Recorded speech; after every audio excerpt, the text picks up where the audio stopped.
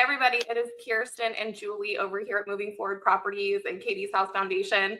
Julie, I love your shirt. Don't be upset by the results you didn't get with the work you didn't do. This is perfect for this week's long form content. Julie, as a career law enforcement officer and investor, what does that shirt mean to you? It's exactly what it says. If you don't put in the work, you're not going to get the results. So it's very telling sometimes, and it's hard, right? It's hard when you've got a lot going on, you've got things happening, but it doesn't feel like anything's happening. So yeah, you can't get upset at the results you didn't get when you didn't do what you should to get where you want to be. So I would apply that to our topic, which is, are you the thing limiting your own business? And so if you are a real estate agent, or you are a real estate investor, or a builder, a flipper, a landlord, or someone with a vacant property, and you need cash, you probably are going to keep scrolling when you should not, in which case, if you do scroll, you would be limiting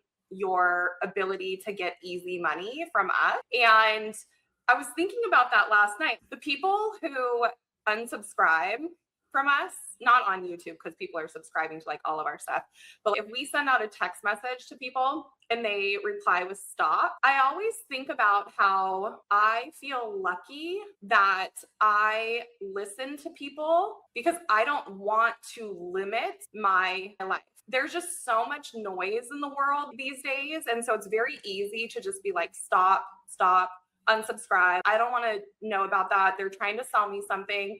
But actually, that is a way to limit your growth personally and professionally, because when I think about the progression of you and I, Julie, you being in career law enforcement and then going into residential real estate investing, and me being in career mortgage underwriting and career real estate agent, which mostly is around real estate investing, had I not been willing to dive deep on a few things, then I would not have made $500,000 on a transaction a few times. From basically putting in the work, but working with people who very clearly are tested and like they've been doing it for quite a long time, and they've put together something that's like a nice, pretty package. I think as we get into something that interests us, which obviously residential real estate investing was interesting to me, in addition to my career in law enforcement. And I think as you get into it and you get more education and you get more ideas, right, which is a lot of times people use these videos and a lot of the little shorts that we make as little educational pieces, that you're not spending hours and hours on a course, right? But you're getting education through that making those steps to get to ultimately where you think you want to be. But as you travel on that course, it might change a little bit, or something impacts you or sets you back. And some of our other shorts go over numbers, go over how people did successfully do deals. And those are the kind of things I think we need to really promote here and promote elsewhere, that now that we're talking about the moving forward properties lending and getting that scalability for people. And as a real estate investor myself, that's what I want to see people succeed in. And I think that's where we ourselves, like you said in the beginning, are our worst enemies sometimes, because we get in our way where we dismiss things, right? We have so much going on. We dismiss information that somebody's given us that's actually real and it's credible. We talk a lot about trust here, and we talk about scams, obviously, because it's my business. I just have another guy that just got scammed. Yeah, with my law enforcement cases, he wanted to be a good person and he lent somebody money and it just didn't work out. And so now becomes not necessarily criminal, but he's still a good person and he's still lending people money, but he's not doing some of the checks and balances that he should have done in the beginning to figure out. And you could be on the opposite side of that, right? Oh, we want to give you this money and it's great terms. We've talked about that. A lot of times I think that we should teach people how to underwrite loans, like really teach them. I don't want to sell a course, but I feel like if we were to explain certain things for the people who really care about that, they can leave a comment here on this video or one of our other videos. But there's so many people right now talking about lending money, raising money, and that they are not getting the money back because they're not doing those checks and balances. There's no real school for that, guys. Because I'm 23 years years in underwriting as a mortgage underwriter and real estate agent and real estate investor. I've paid to go to these 3-day boot camps on commercial real estate investing. And it's not the same. Even if you look at a deal, let's talk about when I look at a deal, like right now we have some guy who was curious about what a NINA loan is. So you should be able to define that if you're an underwriter. It doesn't matter what kind of underwriting you do. So that would be a no income, no asset loan. And so we put out a text message last week to proven investors who've been in the game for a long time. We can see on public record how many deals they've closed. And we are offering them a no income, no asset, and we will finance the loan payment so they don't have any loan. What I like is that he was curious and he responded and he was like, what is this about? What does this mean?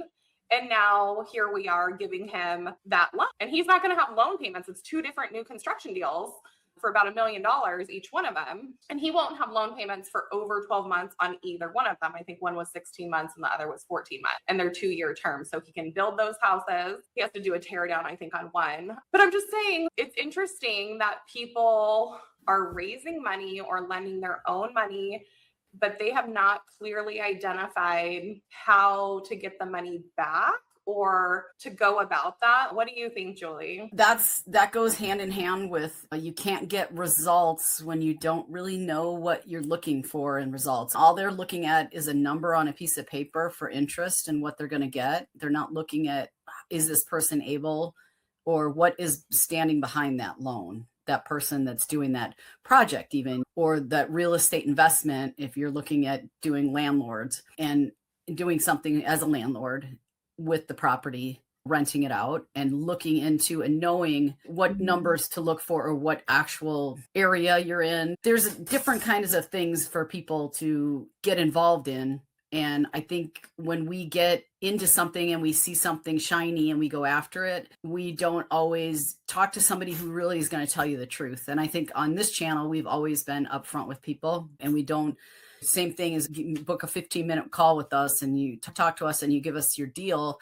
We're not going to just try to sell you and put you in a product that we just think you might succeed with. We want to know exactly what your project is and what you're doing. So with that guy, he was curious about, oh, I'm in real estate. I've never heard of that loan. What is that loan? And there is a big trust factor, obviously. We're not trying to promise him a loan and then he never gets that deposit in his bank account. And so that's where I think with you and I on this channel talking about these opportunities, these things that people have had, I think will help them realize that a lot of people do get into that situation where they're like, oh, I want to do that, but I'm too afraid. I don't think it's good. I don't know what I'm doing. And I always tell people, I just had a conversation with a younger person the other day about, when you get into something like this and you're interested in it, you have to know and understand it. And if you can understand it, you're going to be more successful. And I think that maybe the most important thing to convey to people is get out of your own way, but know and understand what you're getting into. Yeah, I think, and also like sticking with people for a period of time, like our investors every week are sending us another deal, and they're full-time. They have full-time jobs, whether they're building houses or they're like a CPA or a lawyer or a doctor or whatever it is that they do. There's so many, even they could be doing handyman work or a stay-at-home dad or a stay-at-home mom or a real estate agent. I find that the people who are successful, they come back like every week and they're like, what about this deal? What about this deal? What about this deal? And again, they'll have a few pockets in the country that they really like, and they figure out the mold that works for them, because this is about profit, right? Meaning the real estate loans that we give, whether it's a vacant property that you moved out of, or it's a vacant property that you want to renovate and then refinance or build to rent, essentially doing flip loans, private money, hard money, DSCR, bridge loans. Now, when you go to other people though, everyone is so nichey. Like just because somebody does it one way does not mean that everyone does it that way. Even the DSCR category, which I think is really interesting because that's a commoditized loan that can be sold on the back end. And so I want to try and simplify this for our listeners. But when you first are getting started, or even if you've done ground up construction projects, there are niches that will blow your mind. And we will start doing a series on those, like just a couple 60-second shorts or something to really boil it down. But our progression, what was limiting us, let's talk about that. Your career law enforcement, I'm career mortgage underwriter and real estate agent. And what we found that was limiting us, or at least what was limiting me, was first I wanted to get a real estate agent license because I didn't want to pay the 3% commission to the buyer's agent, because with Zillow, you can find properties on Zillow and then you can just call the listing agent directly and you can have them write your purchase contract, and then they might pick up 1% commission, but they'll get you a better, they'll negotiate both sides on a dual agency because they are allowed to do that. But what's really interesting is when there's not another real estate agent making that other 2 or 3%, they work harder for both parties. And having a real estate agent license for me just allowed me to understand what was actually happening without having somebody represent me. So that was how I overcame that particular limit in my business at that time. And now for us, Julie, you and I met through wanting to do or doing like lending, right? So for me, I would lend seller financing on dirt. And so somebody might do like a contract for deed and get into a contract for deed, and I would make the interest. And that's how Julie and I met, is you would buy notes through foreclosure. And then if they don't rectify or mediate and modify, then you take the property back. And so now here Julie and I meet, and then we have Katie's House Foundation, where we help people with roommate housing. Some people call it shared housing. We call it boutique shelters because we have a legitimate 501c3. So we have a for-profit side and a nonprofit side. But what was limiting us, Julie, what was limiting you at the foundation was you never knew if we had a room that was actually open, and we couldn't find property managers who would manage basically a shelter. That's what it was, because we would let people in, but they would have to sign basically a shelter lease, even though it was a house and they could stay for a year or 2 years. What do you think? That's why we had to create. I think when it comes to the affordability in America right now, there's certain markets that you just cannot make it on your own. And if you do, you want to put another property on your property to help you pay, because just the pricing has made it so hard for people to get by that if somebody does have a setback, they have a substance abuse problem, they have an accident, maybe just they're older and they're still not able, they're able to work a little bit. They might be in between that area where their income is just not enough to sustain themselves. And they know that the idea of taking a house and having 4 people that aren't related, but they're all sharing the house, they're sharing the common area, but they're having a private room, makes it affordable and makes it feel like they have that independence that they want. And I think for me being on the drug courts and having that experience with the social workers, and it's such a personal connection with a lot of these places that you have to actually call and talk to somebody at the place. Do you have a bed available? We need somebody. Is the bed available? And they 9 times out of 10 say, we think there's going to be a bed available. We don't know, or we'll find out. And if they don't remember to call you back, or if you don't stay on them, you may not get that bed for that person. And I think Shelter Registry really cuts down on all those phone calls, all that guesswork.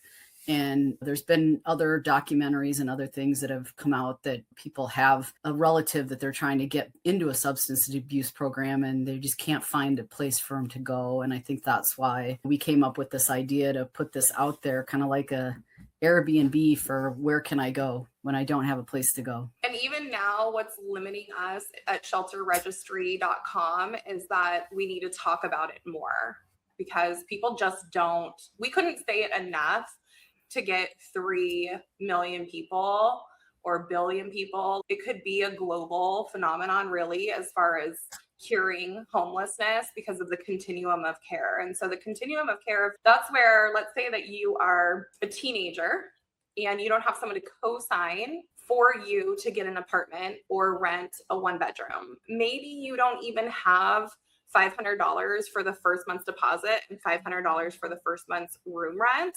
And so if you are asked to move out from your parents' house, or you want to go to college and you don't have the means to put down a deposit, or you don't have a cosigner because they might not have good credit, or you could be a divorced man. There's so many people. This is really what became difficult too, was that having women's houses versus men's houses versus veterans houses versus aged out foster care houses, because they can relate to each other. Pairing people, that's like what's wrong with real shelters, is that it's just like all kinds of people who it's very difficult for them and they can only stay maybe for 1 or 2 days. And like Julie was saying, as a police officer, if she calls, I remember you would tell me you would spend like hours, or somebody at the police department would have to spend hours calling Catholic Charities and trying to figure out, like, do you have a bed? Do you have a bed? And a lot of times they wouldn't even answer the phone. And then by the time a police officer drives someone over there because they don't have transportation, then someone at the shelter has filled the only bed. And so you solved nothing after 8 hours of work and transporting them. And so shelterregistry.com, we need to talk more about it because you don't have to drive anywhere. For all the real estate investors that are listening right now, if you're willing to do roommate housing with your single family or your 2 or 3 unit, not necessarily an apartment, the smaller that is actually better in my opinion, because there's like good neighbor rules and things. We have a whole 12-hour class that you can take on our YouTube here. And so please watch that if you're interested. And so if you are wanting, or you already have rooms for rent, you could just go on shelterregistry.com right now and you could list it. And then that way, like if you're in Cook County, Chicagoland area, especially go ahead and do it, because like, and her whole police force and everyone around there, I'm sure. The problem is that we get social workers and different people to search the registry, but we don't have the investors or even the people that like run a public shelter or run a hospital, anybody, even a sober living facility or a detox facility or like any type of facility whatsoever. If you're basically letting people stay there by the bed or by the room for any amount of time, this is the glue where basically you have social workers and police officers looking to bring people to you. But if you don't register, and it's in an anonymous location, that's how we built it. So you pin the nearest park, that way they at least have an idea of like where it's at.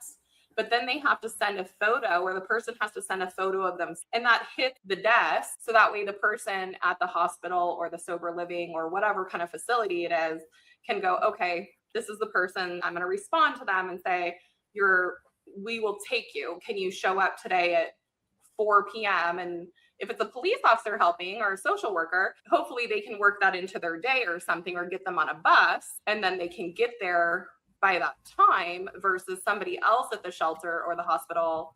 We don't want it to be reserved for more than, you don't want to hold a bed open for fear that somebody won't show up. But the problem normally is, tell me if I'm wrong, Julie, but there's a line out the door of people who need the bed. There's usually always somebody asking. And I think a lot of times it does come down to the proximity, right? If it's too far for them to get there, or if it's impossible for them to manage to actually get to where they're supposed to be on that time and date, they say, oh, you have to show up at 7 o'clock at Haymarket if you want a bed. And the first 5 people that show up at 7 o'clock get the bed. I think that's what we were trying to reduce, the amount of people that had to show up at 7 o'clock. And if you couldn't show up at 7 o'clock, you could go online, you could apply, and you'd be able to go there and get that later in the day. Or however, if you were getting released out of one facility and you wanted to go into your own place, that would work out, as opposed to having that absolute, this is the only time we're accepting people between 7 and 8. And if you can't get here between those 2 times, you're just never going to get that. What it tells me as a real estate investor is that we need more of these facilities, but it's really hard for social workers and public officials to find, because they're not registered. There is nowhere to actually go. You only know about the one that's in your area. So in my area, there is one place that you can go during the day, but at 4 o'clock, you cannot stay there anymore. So if it's 30 degrees out or 20 degrees out at 4 o'clock, you got to find somewhere else to go. And if you don't have somewhere else to go and you can't afford your own apartment, what do you do?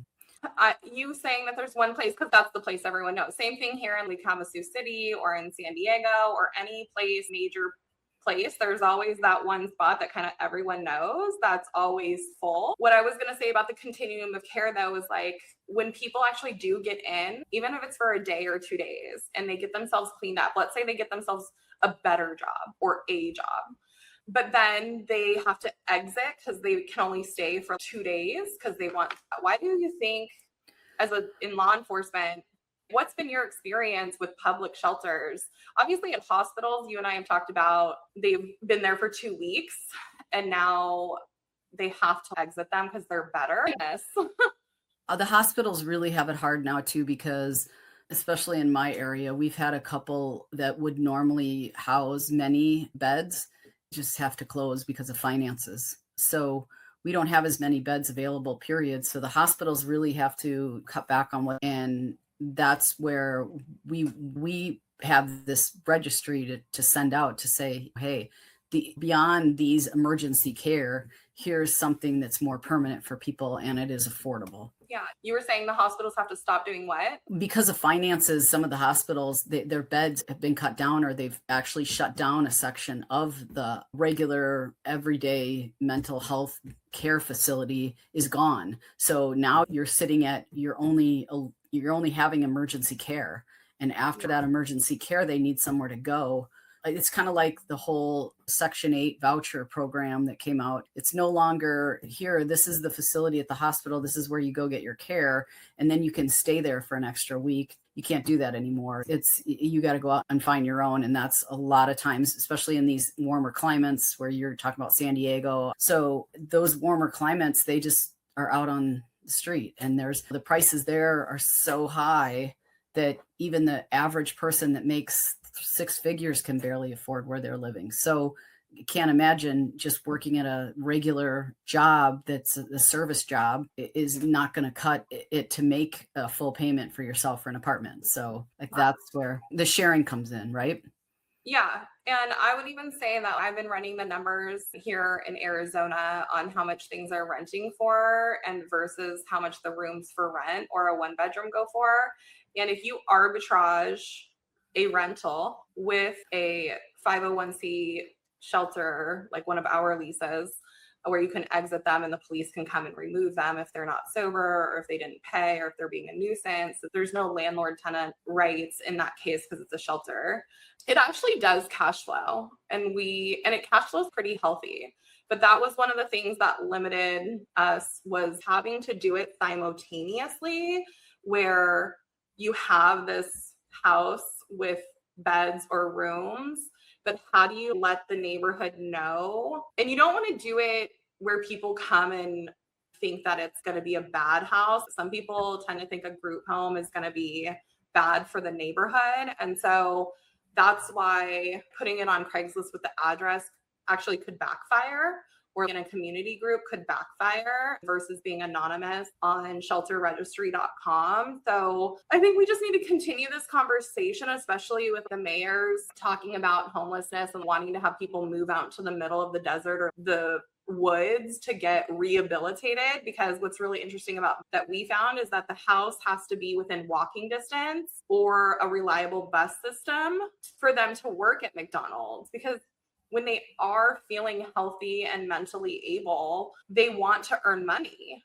And if they're not able to reliably hold down a job, they actually will go backwards down the continuum of care. And so once they start becoming a self-payer and saving money and learning about credit through our YouTube, a lot of times what we have seen is that people will lose their job if the bus line was like down for a week or something and they couldn't get there. And so I can't imagine people trying to integrate back after they get sober in one of these government retreats or something to LA. So Spencer Pratt, if you're listening, I've reached out to you and I would like you to reach out to me.